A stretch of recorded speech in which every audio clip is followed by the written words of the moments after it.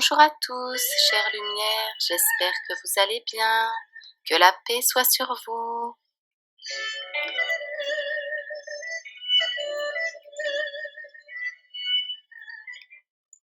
La joie d'une bonne conscience. La gloire de l'homme de bien est le témoignage de sa conscience. Ayons la conscience pure et nous posséderons toujours la joie. La bonne conscience peut supporter beaucoup de choses. Elle est pleine de joie dans les adversités. La mauvaise conscience est toujours inquiète et troublée. Nous jouirons d'un repos ravissant si notre cœur ne nous reproche rien. Ne nous réjouissons que d'avoir fait le bien. Les méchants n'ont jamais de véritable joie. Ils ne possèdent pas la paix intérieure, parce qu'il n'y a pas de paix pour les impies, dit le Seigneur. Et s'ils disent « Nous sommes dans la paix », les maux ne viendront pas sur nous, et qui oserait nous nuire? Ne les croyez pas, car la colère de Dieu se lèvera soudain, et leurs œuvres seront réduites à rien, et leurs pensées périront. Se faire un sujet de gloire de la tribulation n'est pas difficile à celui qui aime. La gloire que les hommes donnent et reçoivent est courte. La tristesse accompagne toujours la gloire du monde. La gloire des bons est dans leur conscience et non dans la bouche des hommes. L'allégresse des justes est de Dieu et en Dieu, et leur joie vient de la vérité.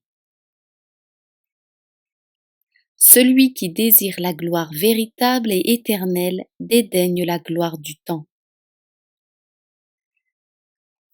Et celui qui recherche la gloire du temps et ne la méprise pas de toute âme montre qu'il aime peu la gloire éternelle. Il jouit d'une grande tranquillité de cœur, celui qui n'émut ni la louange ni le blâme.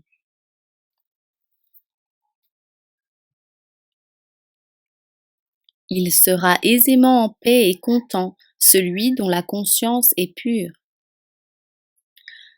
Nous ne sommes pas plus saints parce qu'on nous loue, ni plus imparfaits parce qu'on nous blâme. Nous sommes ce que nous sommes, et tout ce qu'on pourra dire ne nous fera pas plus grands que nous le sommes déjà aux yeux de Dieu. Si nous considérons bien ce que nous sommes en nous-mêmes, nous nous embarrasserons peu de ce que les hommes disent de nous. L'homme voit le visage, mais Dieu voit le cœur. L'homme regarde les actions, mais Dieu pèse l'intention. Faire toujours bien et s'estimer peu, c'est le signe d'une âme humble. Ne vouloir de consolation d'aucune créature, c'est la marque d'une grande pureté et d'une grande confiance intérieure. Quand on ne cherche au dehors aucun témoignage en sa faveur, il est manifeste qu'on s'est entièrement remis à Dieu. Car ce n'est pas celui qui se recommande lui-même qui est approuvé, mais celui que Dieu recommande. Avoir toujours Dieu présent au-dedans de soi et ne tenir à rien au dehors, c'est l'état de l'homme intérieur. Et nous conclurons avec ceci. Nul repos pour celui qui le trouve pas en soi. Le cœur inquiet qui cherche en dehors dans les créatures la paix dont il est privé intérieurement se fait une grande illusion. Elle n'est pas là. Pourquoi nous tromper nous-mêmes? La mer soulevée par les tempêtes n'est pas plus agitée que le monde, et vous lui dites « Apaise mon trouble ».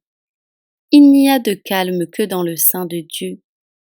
Il n'y a de joie que dans la conscience pure. Les plaisirs distraient, les passions enivrent un moment. Mais ce moment passé, que reste-t-il? Et encore que d'ennui souvent et que d'amertume pendant sa durée. Nous représentons-nous, au contraire, une félicité comparable à celle qui accompagne l'innocence, quelque chose qui, dès ici-bas, ressemble plus au ciel que l'état d'une âme détachée de la terre et tranquille sous la main de Dieu qu'elle possède déjà par l'espérance et par l'amour. Eh bien donc, que cet état devienne le nôtre. Venons et goûtons combien le Seigneur est doux. Faisons un effort, veillons seulement. Celui qui donne le bon vouloir nous donnera aussi de l'accomplir. Que la paix soit sur vous, chère lumière, à bientôt, si Dieu le veut.